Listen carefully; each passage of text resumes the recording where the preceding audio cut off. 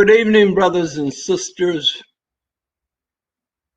We are glad to be back with you today.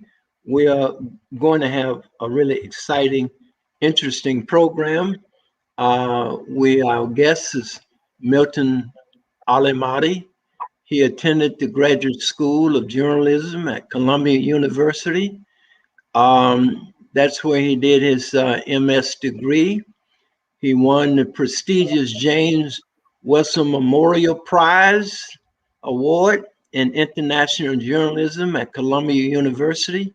He has his MA and bachelor's degree in economics from Syracuse University. He started his journalism career with the internship at the Journal of Commerce and the Wall Street Journal.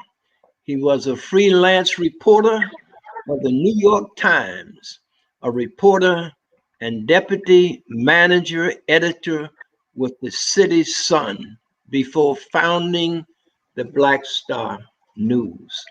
Black Star News, he is also an adjunct professor at John Jay College of Criminal Justice. Brothers and sisters, I give you the distinguished award-winning Milton Allimadi. Brother Milton, last week we started on a 4-part series, The New Scramble for Africa. Yes. So that was part 1. This is part 2. We're going to be looking at the Berlin Conference, but we were talking about the Congo just a minute ago and the mountain of gold that was found in the Congo. And you said that the Congo is full of gold. Just talk about that and please then go to the Berlin Conference. Absolutely. Thank you, comrade. I really appreciate your mission to educate our African people and non-African people all over the world. I think it's very important. I think it's important for every African in the world, wherever you are, to know that without Africans, there would be no other human beings in the world. Without the earliest civilizations in Africa, there would be no other civilization in the world as well. And I say this to start off today because too many of our children and their parents don't know this. And as a result, many suffer from low self-esteem, which is completely unnecessary and would not exist had we have had a better grasp of our history. So I wanted to just get off with that in the get-go. And I'm glad you asked about the Congo. The Congo just is, I think, the best example of the contradictions. And what do I mean by this? How is it possible that the continent that gave the world the first human beings and the continent that is the richest endowed with resources also happens to be the continent with the most people living under impoverishment? This just does not make sense in one respect. But it also makes sense when you understand what has happened for the last 500 years. And what has happened is that Africa has been placed in a peripheral and dependent position rather, relative to the countries that are today wealthy and industrialized. And that has all come by exploiting Africa and Africans. Initially, of course, it was the enslavement. Enslavement, of course, went along with white supremacy and racism, which was the ideology that was developed to justify enslavement. And then from there, transitioned to colonialism. When enslavement, there were just too many contradictions because now you had the emergence of industrial capital. When England industrialized between 1780 to 1840. And what was the essential difference between industrial capital and enslavement? under industrial capital, holding people as enslaved people was now a an obstacle, because industrial capital wanted cheap labor, industrial capital wanted resources for the factories, and industrial capital wanted consumers for the products that would be manufactured from the factories. And Africa had all the raw materials that these factories needed. And Congo, as you pointed out, was one of the richest in terms of resource endowment. At one time, gold was, of course, in big demand. And even though we still talk a lot about gold, today the new product is actually cobalt, which is going to go into fueling the electric cars. As you know, we are now moving away from fossil fuels. So the batteries that power these electric cars need the cobalt, and Congo happens to have about 60% of the world's reserves of cobalt. So that is the story that is going to exceed even gold. It's already beginning to exceed gold. But going back to the Berlin Conference, when the Europeans decided that, yes, now we are going to so-called abolish enslavement and slavery, something that they started and was now working against their interest. So they moved to suppress that, because now they did not want to physically capture and enslave Africans anymore. They wanted to now capture the land, which contained the natural and mineral resources, and have Africans work as cheap labor on the African continent itself. And they said, we are not going to fight amongst ourselves to conquer territory in Africa. If we're going to steal, let's steal like gentlemen thieves. So they met in Berlin, in Germany, beginning November 15, 1884, up to February 26, 1885, to formally partition the African continent. And the major European powers of the day, England, France, Germany was the host nation, of course, Belgium, Portugal, Spain, Italy. These were the primary countries that met to partition Africa. And if I did not mention Spain, Spain as well. Now, the question was, how did Africans react to this?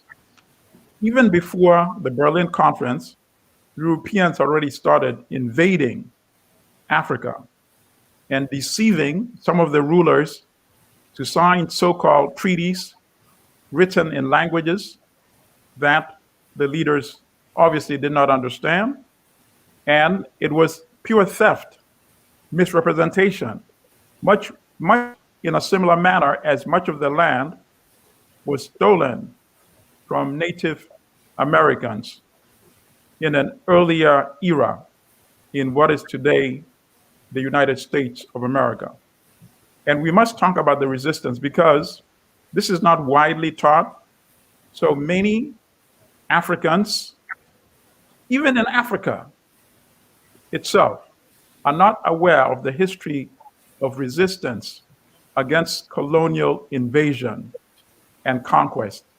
They're under the impression as if Africa just rolled over and allowed Europeans to come and take over the land and take over the resources and to impose Africans into sort of an enslaved working condition. That is completely not true. That is propaganda. That is the propaganda that the white supremacists would want the world to believe, Europeans as well as Africans, in order to mentally, psychologically, and intellectually castrate Africans, while at the same time emboldening white supremacy. So let's look at a few examples of the African resistance to this European invasion. We can look first at Samori Touré. Samori Touré was a leader and a general, and his domain included what is today parts of Burkina Faso, Guinea, Ivory Coast, Chad, and Niger. And it was a wide territory, and he was resisting against French imperialism. And he fought them successfully for many, many years, from 1882 until 1898, when he was ultimately captured and exiled, and he died in exile. He was so effective in his resistance that when he was captured in 1898, the New York Times ran a story about his capture and described how he had been remarkable and in his resistance against French colonial penetration in Africa.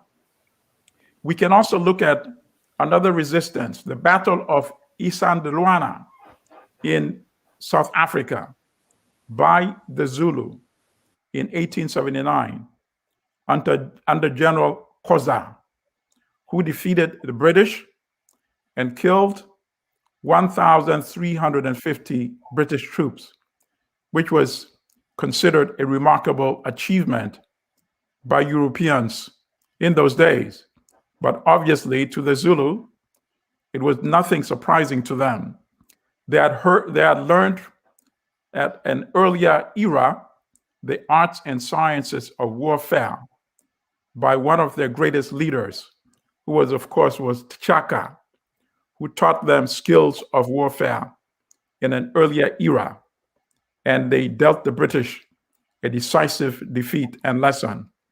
We can also look at Sudan, where Muhammad ibn Abdallah, also referred to as the Mahdi, defeated the British general Charles Gordon at the Battle of Khartoum on January 26, 1885, even as the Berlin Conference was still going on how to partition the continent. The Sudanese were dealing a decisive defeat to the British. In fact, the Mahdi had been conciliatory. He had promised Gordon that he would not kill him had he converted to his own religion. So while Gordon had been trying to convert the Mahdi to Christianity, the Mahdi said, no, if you submit to the will of Allah and become a Muslim, I will spare you your life. Gordon, of course, refused. And even then, the Mahdi ordered his soldiers not to kill Gordon, but to capture him. But since Gordon was shooting back and resisting, I think his soldiers became angry, and they ended up beheading Gordon. And the British, just to show their extent of savagery, even though they routinely accused Africans of being the savages, when the British launched a counterattack long after the Mahdi was dead, 14 years later, when a British general named Kitchener, Lord Kitchener, defeated one of the Mahdi's successors, the Khalifa. They went to the place where the Mahdi's body was buried, and they excavated it and sent the skull back to Europe and disposed the remains of the bodies in the River Nile. We can also look at the resistance of the Ashanti, who had fought the British on many occasions and defeated them many times. And then in 1895, Prempeh, the Asantehene, the king of the Ashanti, spoke to the British and said, these constant wars are senseless. Why are we fighting? You want resources. we have enough resources. So we are willing to give you some of the resources just so we can stop fighting, because nobody is going to win this war. You cannot defeat us, and yet you keep coming back for war. It doesn't make sense. And yet the British, instead of accepting this sensible proposal, wanted to humiliate the Asantehene and attacked and subdued the Asante nation and humiliated Prempeh by having him kiss the feet of the conquering general and then sent him into exile. And now the British are now emboldened, and the white supremacy just keeps increasing. And they saw the Mahdis, they saw the Asantehenes reasoning with them as a sign of weakness. So, with the arrogant British nature, in 1900, they once again came for war. And this time, they wanted to inflict further humiliation on the Ashanti nation and ordered them to produce the golden stool so that the conquerors could sit on the golden stool. And the Ashanti nation said, no, that cannot be done, because even our own king, the Asante Hene, is not allowed to sit on the golden stool. And to remind the British that they could indeed fight when they thought it was worth it, the Ashanti nation once again pulled out their arms and defeated the British decisively, so that they never got to sit on the golden stool. Nevertheless, with more reinforcement, the Asante were once again subdued, and one of the great leaders of the War of the Golden Stool, Yar Asantewa, was captured together with other leading dignitaries of the Ashanti nation, and they too were exiled by the British to the Seychelles.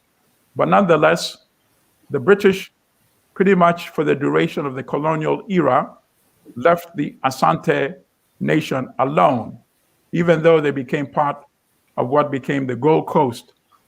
They were left really to their own means, because the British did not want to face them in any more battles. And then finally, we should look at the Battle of Adwa, which, of course, was the most decisive defeat dealt to European imperialism in Africa. And this was on March 1st, 1896, the Great Battle of Adwa in Ethiopia, when the Emperor Menelik II, together with his wife, the Empress Taitu Betul, led a huge Ethiopian army to resist Italian attempts to conquer Ethiopia. The Empress herself led a reserve brigade of 6,000 men. The Emperor himself, together with other Ethiopian generals, had tens of thousands of soldiers. The Italians came with an army of about 20,000, commanded by 5 generals and several other officers of the Italian army.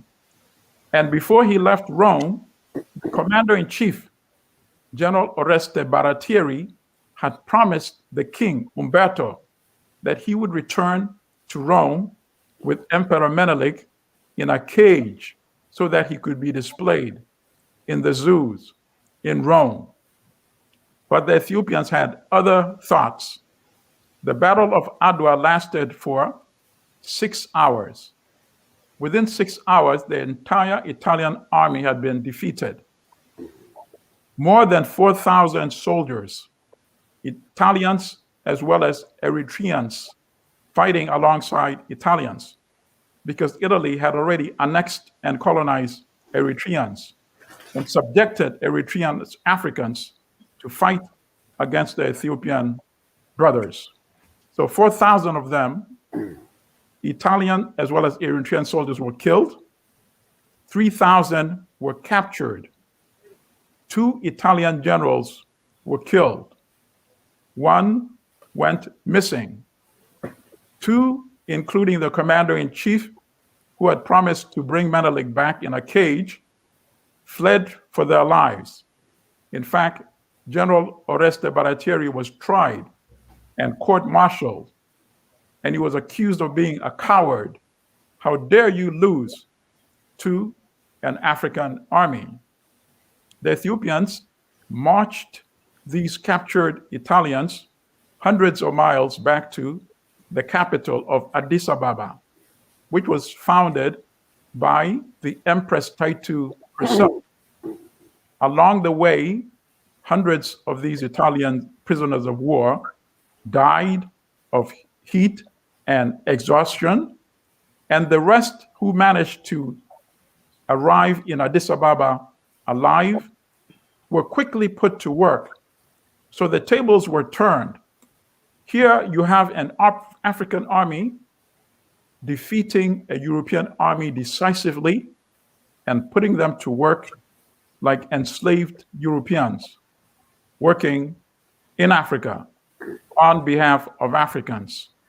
And it was not until 1896, after they signed a new treaty and Italy was forced to pay millions of pounds to the Ethiopians, and then at that time, the Italian prisoners of war were released and allowed to return to Italy.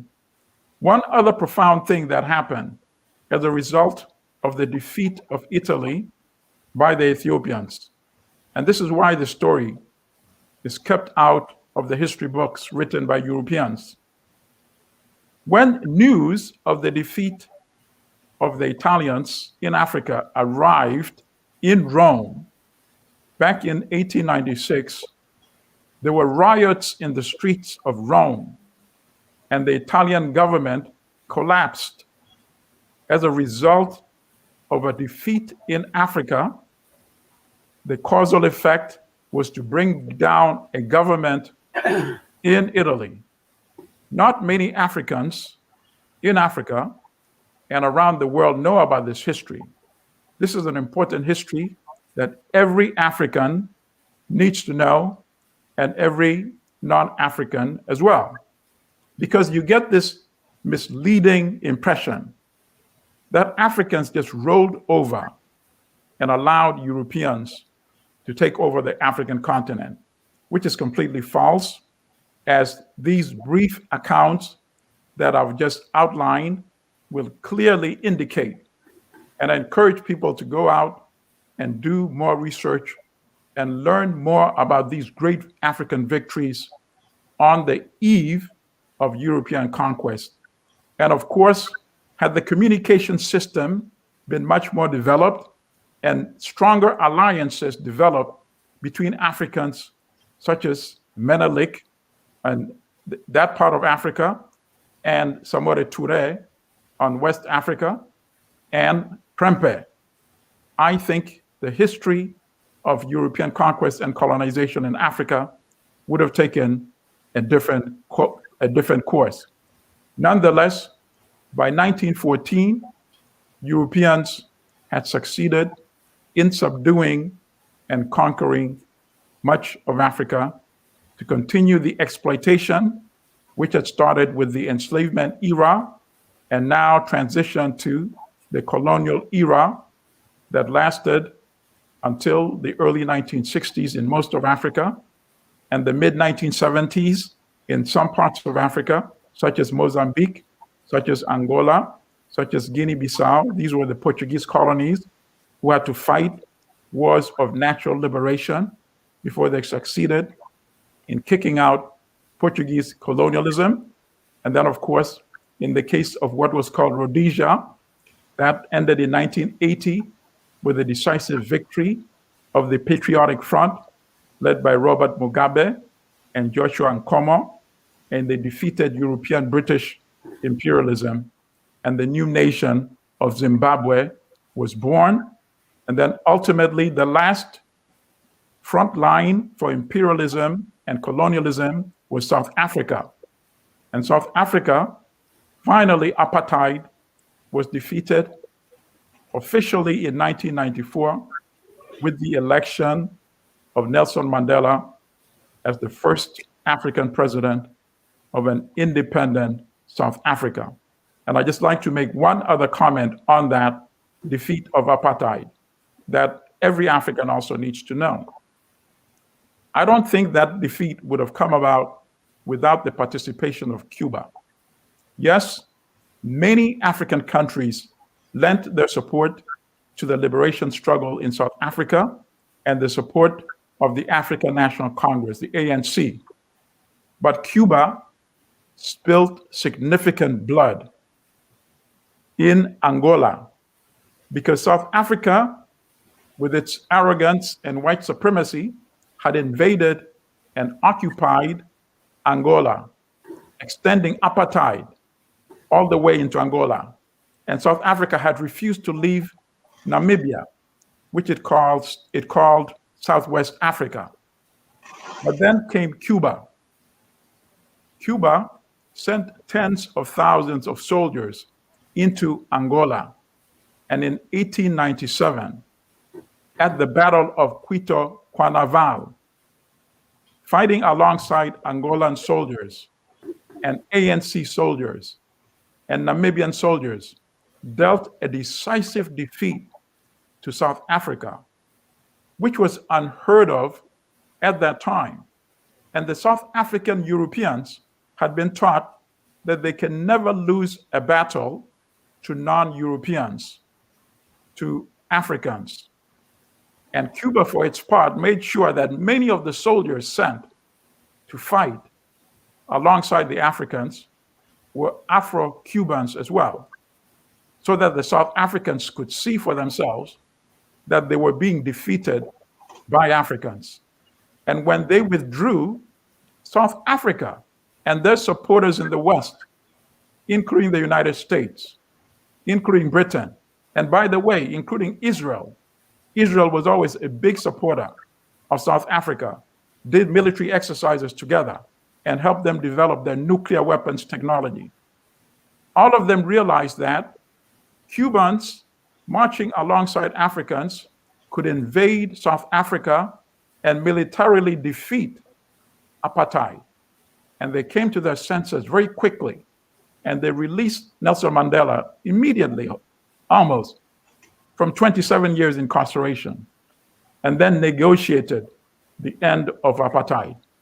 So I feel that history needs to be known and encourage more Africans to do their research and to find out Cuba's great contribution to the liberation of Africa and to the liberation of South Africa. So I think that concludes the beginning of this segment, and I would like to now get into a conversation with my sisters and brothers who are on the panel today. Thank you. Milton, before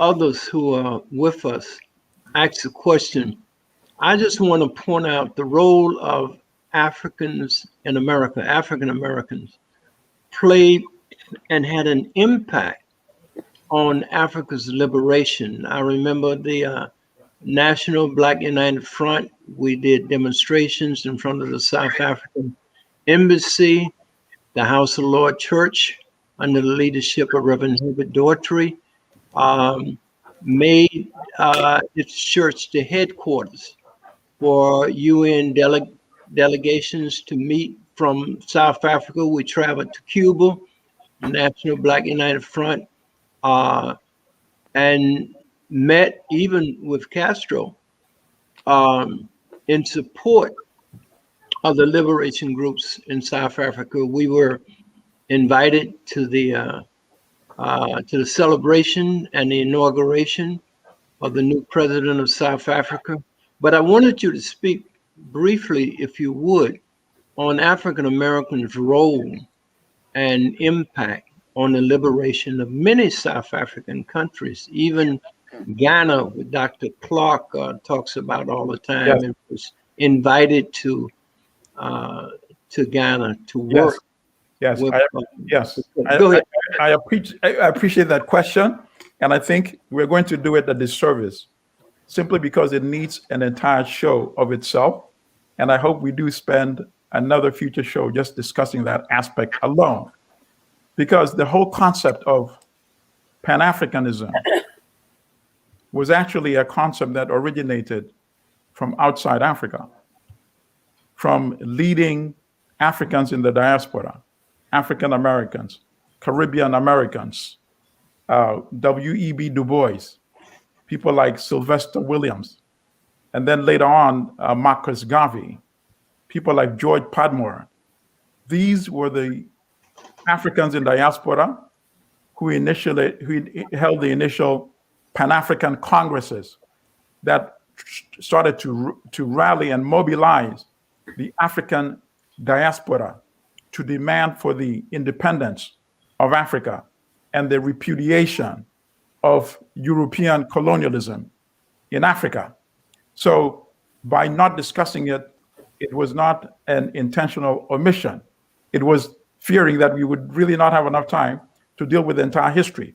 But I agree with you. Briefly, we need to mention some parts of that, including the efforts of ordinary students, African-American students at campuses all over the United States, demanding that their schools divest from South Africa. And even in their professional work environments, demanding that their companies divest any investments they had in South Africa. And then remembering organizations like Trans-Africa, led by the great Randall Robinson, who was always at the forefront of African and Caribbean led. I'm getting some echo. Can you hear that echo? Oh, I think it's corrected now. Randall Robinson managed to coordinate many of those protest activities in front of the South African embassy, where many prominent Americans, African Americans, as well as European Americans who are progressive and conscious, came there to protest and to submit to being arrested, to galvanize the global community against the apartheid regime. So that contribution was tremendous. It forced the United States government to limit its participation in trying to aid and to abet the apartheid regime. So thank you for that question. Mama Moshe, do you have any questions? Are you with us? Oh, yes. Can you hear me? Yes, I can hear you. Oh, okay. We don't see you. My first question to Dr. Milton Allimadi. No, just Milton, not Dr. Milton. Okay, because and Daddy, I don't have no professor or no doctor in front of my name. I'm just Mama Moshe. Okay, so my first question is in reference to the new Scramble for Africa in the same platform as the original Scramble for Africa.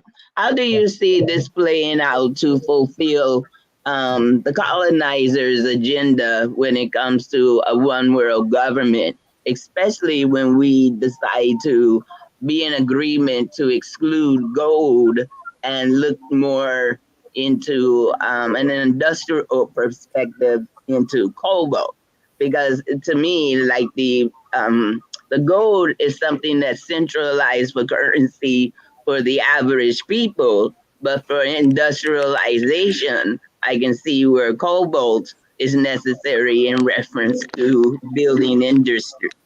Right. All right. Unfortunately, as we speak today, things do not look great. The potential is good. So let me explain what I mean. When I say things do not look good, in most, if not all, of the African countries, we have what we call the comprador class. These agents of imperialism are the presidents or prime ministers in most of these countries. And essentially, they fulfill the interest of the West. They're not standing up on behalf of the ordinary Africans. So in that respect, one could say things are gloomy. But then on the other hand, we now see young Africans who are simply saying, no, enough is enough. And they've revived their sense of Pan-Africanism. And they're talking more and more about African unity, because ultimately that's the solution. When you have a United States of Africa, none of these tiny countries would dare to invade or try to exploit Africa. They would not be able to do so. And that is what Kwame Nkrumah had argued for as early as 1957, when after Ghana had first won its independence. And he predicted everything, that all the problems that we see today. In one of my favorite books that he wrote, Neocolonialism, the last stage of imperialism, Nkrumah simply said, listen, they wanted our mineral resources before independence. That's why they colonized it in the first place. So it means they will continue to want it after independence. So they're going to do it a number of ways. They're going to control these new presidents in African countries, either militarily by sending invasion forces or by controlling their finances. So they might give you a loan, and then based on the conditions of that loan, you're now dependent. You really have to answer to their tune. And that prediction has come to bear today in the 21st century, long after Nkrumah had been overthrown in 1966, long after he died in 1972. That's the condition we have today in Africa. And that explains why the continent with the most resource endowment still remains, as I said in the beginning, the continent with the most impoverished people. Because the so-called leaders that are there are working on behalf of Western interests. So the finance comes from the World Bank or the IMF. And when they give you those loans, as you know, they set these conditions. You can't provide a free education. You can't provide a free health care. You can't industrialize. So in other words, you cannot do anything that challenges the economies of the industrialized countries. And that is how they maintain control. And that is why it's relatively easy for them to have this second scramble for Africa, which is not really a second scramble, but it's just a new form and continuation of the original scramble. Now, the hopeful sign, as I said, are that the young people of Africa are saying enough is enough. So let me give you just two examples. In South Africa, a few years ago, the Economic Freedom Fighters Party did not exist. But now, each election cycle, they win more and more seats. And this is the party led by Julius Malema and younger South Africans. And at one point, the ANC was not talking about returning the land to Africans in South Africa until the young Africans who are members of the Economic Freedom Fighters started demanding that and saying, we will seize the land without compensation because the ancestors of the Europeans who controlled the land did not buy it from our African ancestors. They killed them and threw them off the land. So we're going to take it back. So now even the ANC is talking about land reform in South Africa. So that's one example where the youth are saying enough is enough. And then let's give you another example in Chad. In Chad, recently, a general who had been ruling the country for 32 years died. His name was Idris Deby. And now they've named his son, who's also a general, to succeed him. And French imperialism would love that. In fact, the president of France, Macron, quickly flew to Chad for the funeral of Deby and saying, nobody is going to destabilize Chad. As if that was, well, he's actually just expressing the truth that he's actually the ruler of Chad. That's what he said publicly. but the young people are not having it. The young people have been protesting. They want an end of rule by the military on behalf of France. And they want an end to the domination of France over Chad's affairs. So even though, as I said, things may look gloomy, there's also hope simply because the young people of Africa are saying enough is enough.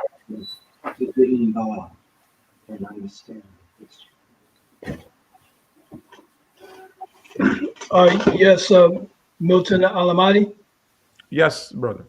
Yes, it's a pleasure to meet you again. I'm Mark Dunstan, one of the people who are involved with Transatlantic Productions.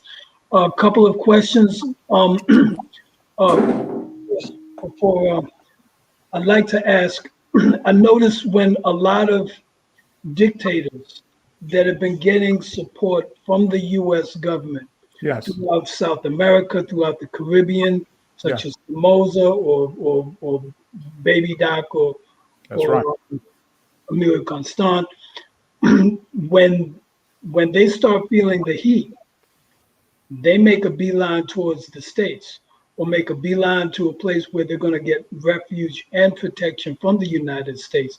Right. Now, was that the case with Ian Smith in Rhodesia? Because during 1978, when he was losing the war, was there at any point where he was asking for military support from the West, either publicly or behind closed doors? And if so, what was the reaction of our people, of Africans, people of African descent in this country? Was there, if that was the case, was there a reaction from our people back then? And what should be our reaction now in terms of what we need to do, for our motherland? Okay, thank you for that question, brother. Well, let me start with the tail end first. What we need to do is demand for African unity. I think that is the solution that more and more young Africans realize is the only viable solution, really.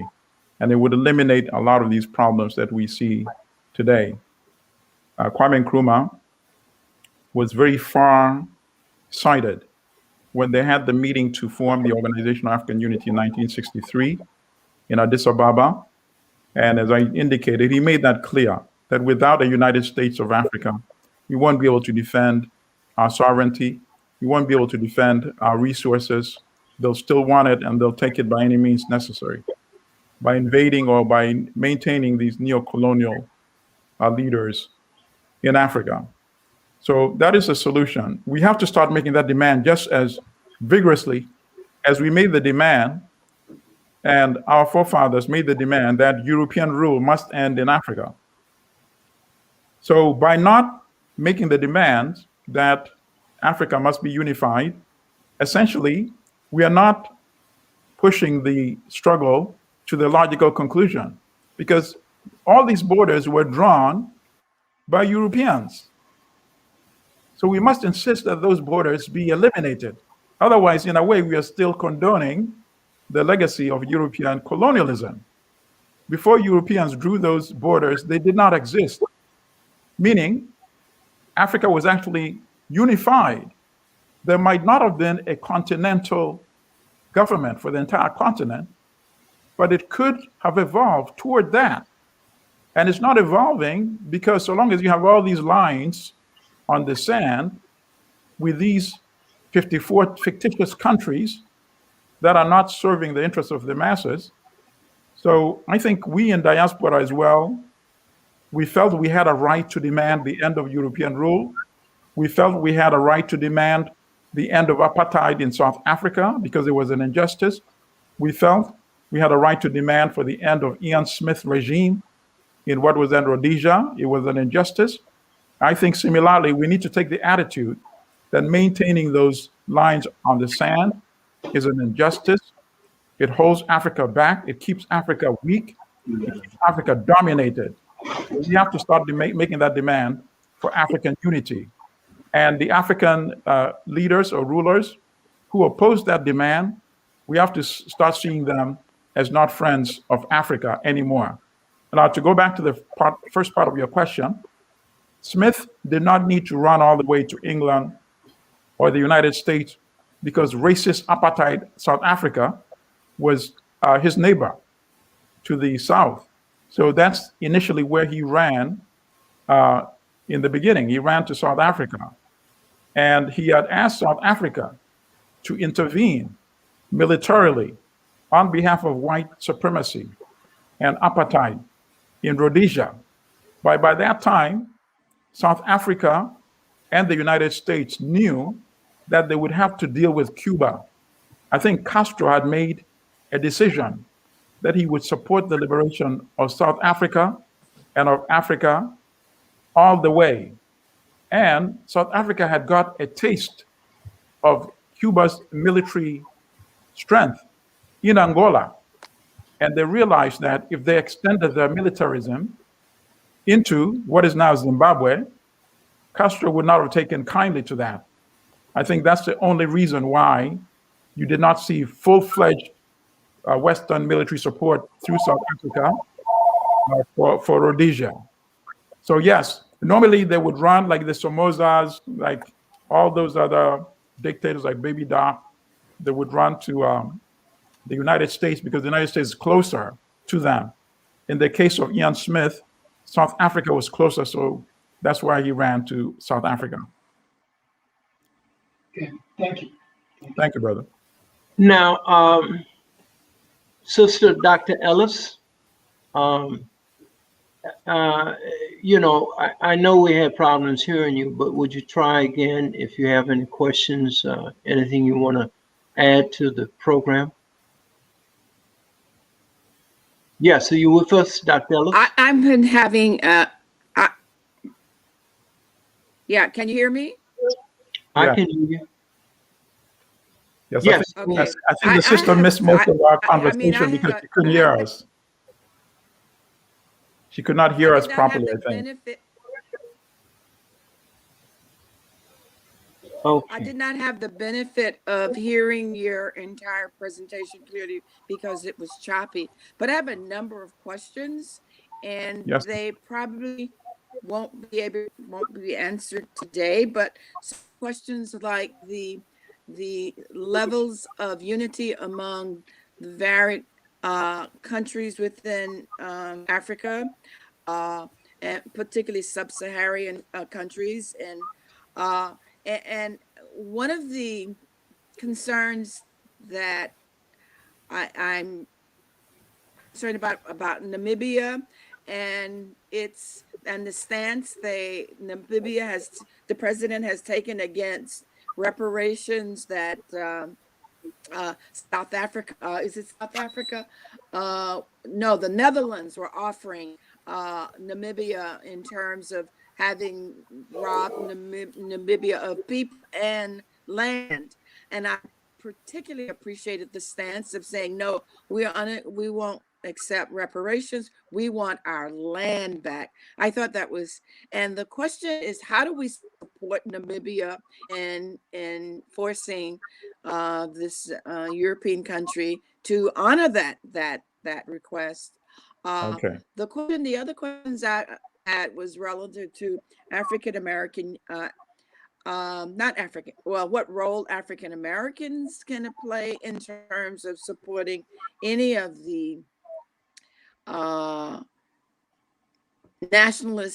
African nationalist positions that they take, and how can we in some ways supportive of that and in African nationalism.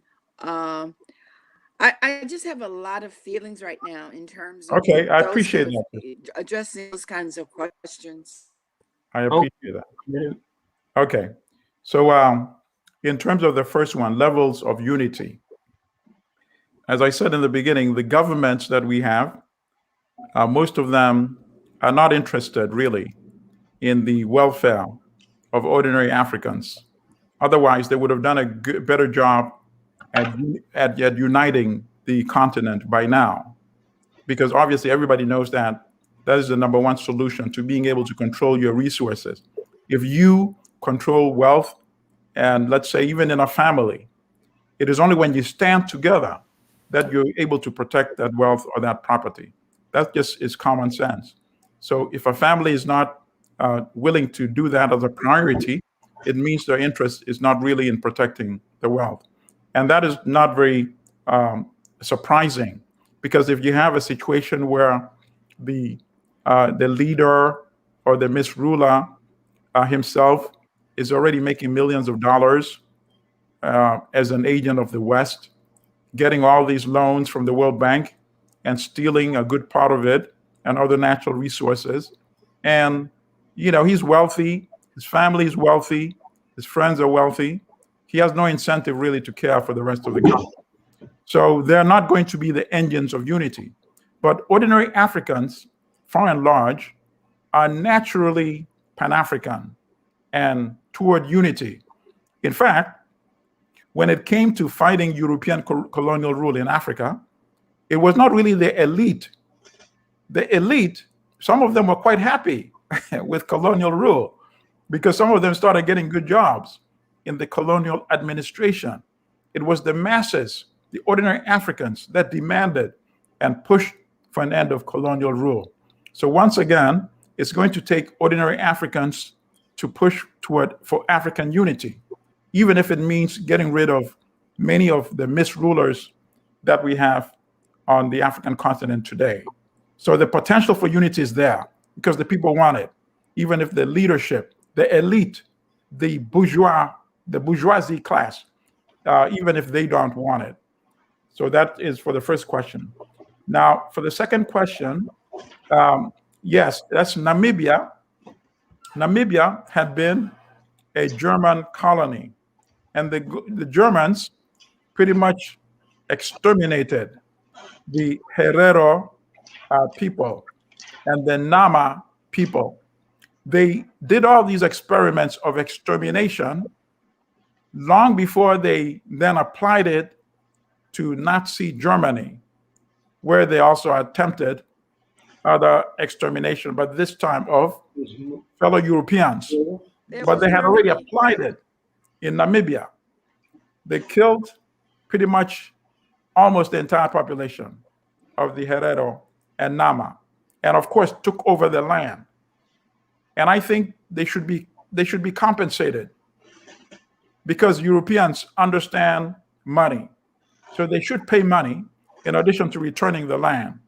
But one of the ironies, one of the contradictions of the independence of Namibia, and this is where you look back and you say, perhaps the Cubans should not have stopped. But obviously the Cubans stopped because the United States also put a lot of pressure for a negotiated conclusion after the Cubans had defeated the South Africans in Angola. In retrospect, when you look back, perhaps the Cubans should have marched alongside their African sisters and brothers all the way to Namibia and resolved that situation on the battlefront. Because as a part of the negotiation to end South African colonial rule in Namibia, they wrote within the Constitution protection of white privilege. So even the Europeans who fled from Namibia when the Africans took control and ended that colonialism and apartheid, some of them who are no longer in Namibia still control the land, because it is written in the Constitution that the land will not be seized. So they're sitting there in Europe or wherever, while Africans in Namibia are starving for land because the population is increasing.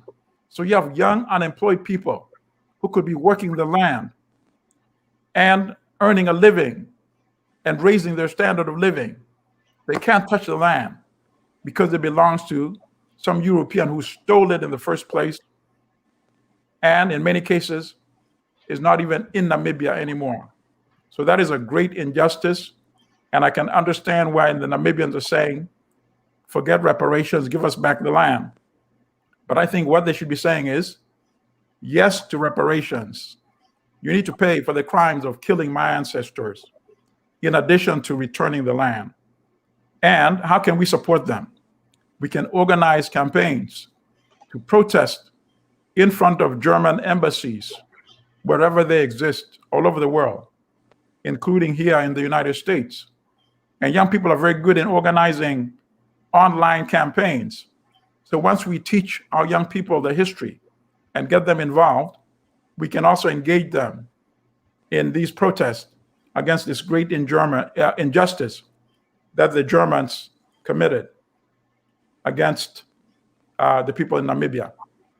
And that goes to the third part of your question, which was very general and broad speaking, how we can get more sisters and brothers in this country involved in supporting the causes in Africa. I think there's so many, and there's so many issues that we need to narrow on a few. And right now, the biggest one is the land issue. How is it that Europeans came from Germany, annihilated the population, took over the land, and now in the 21st century, they're still thinking this is something we need to debate? No, we should compel them to compensate the descendants of the victims of the extermination of Namibians. And we should compel them to say this constitution is nonsense. Let's rectify that constitutional error. And somebody might ask the question, wait a minute, Namibia has an African government.